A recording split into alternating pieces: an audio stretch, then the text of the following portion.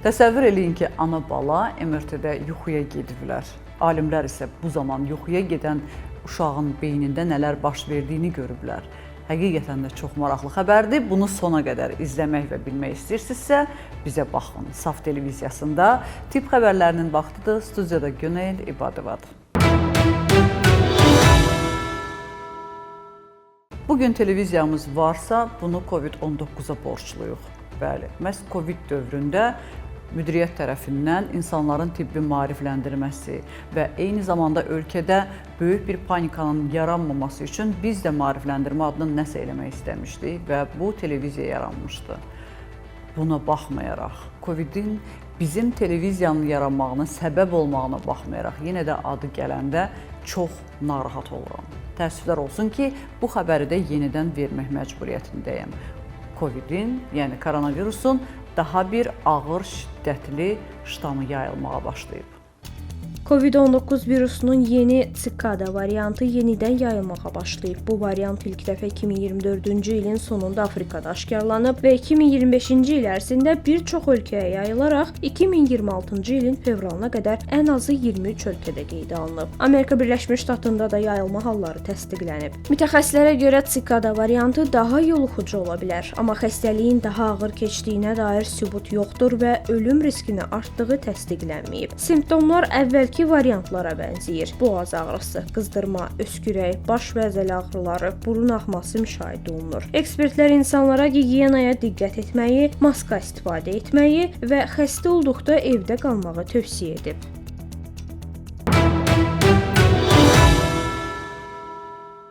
Lobyadan hazırlanan saqqız boğazdakı qrip viruslarını və bir çox infeksiyaları məhv eləməyə bacarıb. Baxaq görək bu sehirli saqqızı kimlər kəşf edib və hansı laboratoriyada hazırlanıb və satışı, idxalı nə vaxt olacaq? Virusları zərərsizləşdirən saqqız hazırlanıb. Amerika Birləşmiş Ştatları və Finlandiya alimləri xüsusi tərkibli bəzi qrip və herpes viruslarını zərərsizləşdirən saqqız hazırlayıb. Araşdırmanın nəticələri Molecular Therapy jurnalında dərc olunub. Məlumata görə saqqız herpes simplex virusu kimi geniş yayılmış infeksiyalarla mübarizə aparır. Bu viruslar əsasən oral herpesə səbəb olur. Saqqızın tərkibi lobya toxumlarından əldə olunan undan ibarətdir. Bu məhsulun tərkibində virusları tutan Pril adlı təbii zülal mövcuddur. Təcrübələr göstərib ki, saqqızı 15 dəqiqə çeynədikdə bu zülalın böyük hissəsi tüpürcəyə keçir və virusları neytrallaşdırmağa başlayır. Laboratoriya nəticələrinə əsasən bu üsul influenza növlərinin 95%-dən çoxunu, herpes simplexin 75%-ni zərərsizləşdirir. Bu isə virus yükünün azalmasına və yoluxma riskinin aşağı düşməsinə səbəb olur. Alimlər hesab edir ki, belə saqqızlar xüsusilə ağız və boğaz vasitəsilə ilə yayılan virusların qarşısını almaqda perspektiv üsuldur.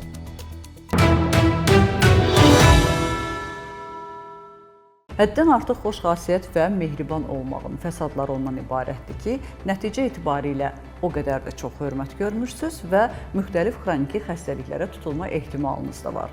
Yəni, elm deyir ki, hər şeyin bir nizamı olmalıdır. Hətta xoş xasiyyətlilik də həddindən artıq olmasa yaxşıdır. Arada qəddar olmağa bacarın. Baxaq.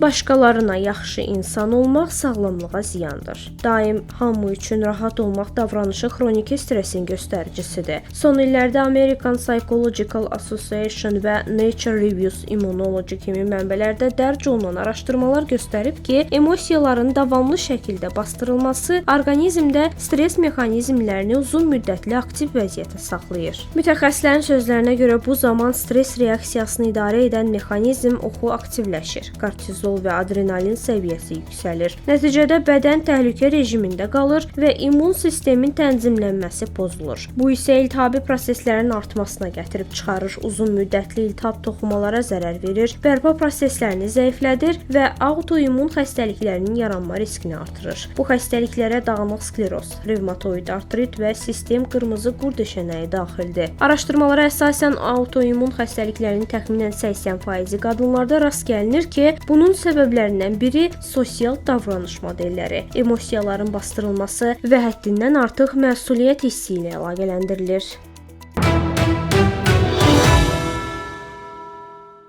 Övladı MRT-də tək olmasın deyə ana onunla bir yerdə cihazın içərisinə girir. Uşaq isə rahatlıqdan yuxuya gedir. Bu zaman alimlər qeyri-adi bir hadisə ilə üzləşir. Nə ilə üzləşir bilmək istəyirsinizsə, Kəmalə Osmanovanı dinləyin. Ana və uşaq MRT aparatında yatıb. Massachusetts Texnologiya Universitetinin neyrobioloqu Rebecca Sacco analığın görünməyən tərəfini fərqli üsulla göstərib. O, ana və uşaq arasındakı bağı MRT vasitəsilə vizuallaşdıraraq şəxsi layihəsi üzərində araşdırma aparıb. Layihəni reallaşdırmaq asan olmayıb. MRT cihazları 2 nəfər üçün nəzərdə tutulmadığından aylarla texniki dəyişikliklər və razılaşmalar aparılıb. Aydın görüntü əldə etmək üçün ana və uşaq MRT cihazında 2 dəqiqə tam hərəkətsiz qalmalı olub. Körpə anasının qucağında sakitcə yuxuya gedib. Əldə olunan görüntülər alimləri heyrətləndirib. Məlum olub ki, ana və uşaq beyni yaxınlıq zamanı sinxron işləyir. Onlardan biri rahatlaşdıqda bu vəziyyət dərhal digərinin neyron aktivliyində də əks olunur. Mütəxəssislər bunu bağlılığın biologiyası adlandırır. Yəni insan beyni sevdiyi insanlarla yalnız emosional deyil, həm də fiziki səviyyədə uyğunlaşır.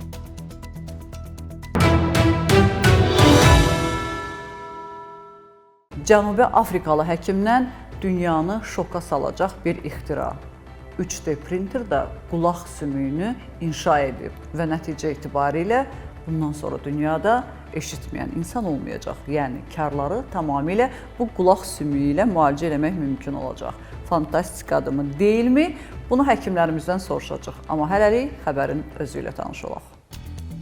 3D texnologiyası ilə eşitmə yenidən bərpa edildi. Cənubi Afrikada tibb tarixində ilk dəfə orta qulaq sümüklərinin tam bərpası 3D çap texnologiyası vasitəsilə həyata keçirilib. Əməliyyat Pretoriyada yerləşən hospitalda icra olunub və anadan gəlmə orta qulaq inkişaf etməməsi olan pasiyentdə tətbiq edilib. Cərrahlar orta qulağın 3 əsas sümüyünü, çəkic, zindan və üzəngi sümüklərini tam şəkildə yenidən quraraq transplantasiya edib. Bu, eşitmə sisteminin ən incə və mürəkkəb strukturlarından biri hesab olunur. Prosedur Mashuda Chifaluro tərəfindən həyata keçirilib. Həkimin sözlərinə görə əməliyyat zamanı biouyğun titan istifadə olunub və bu material orqanizm tərəfindən yaxşı qəbul edilir. Əməliyyatın əsas üstünlüklərindən biri minimal invaziv yanaşmadır. Endoskopik üsul sayəsində daha az kəsik aparılır. Sağalma müddəti qısalır və çapıq riski minimuma enir. Həkimlər bildirib ki, texnologiya həm uşaqlarda, həm də böyüklərdə tətbiq olunur. Mütəxəssislərin fikrincə bu yanaşma anadan gəlmə qüsurlar, travmalar və infeksiyalar nəticəsində yaranan eşitmə problemlərinin müalicəsində inqilabi addım və gələcəkdə daha geniş istifadə oluna bilər.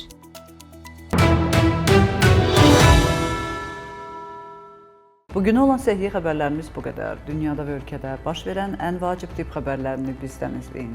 Unutmayın, bilmək hər zaman bir addım öndə olmaq deməkdir. Özünüzü, doğmalarınızı qoruyun. Sağ olun, salamat qalın.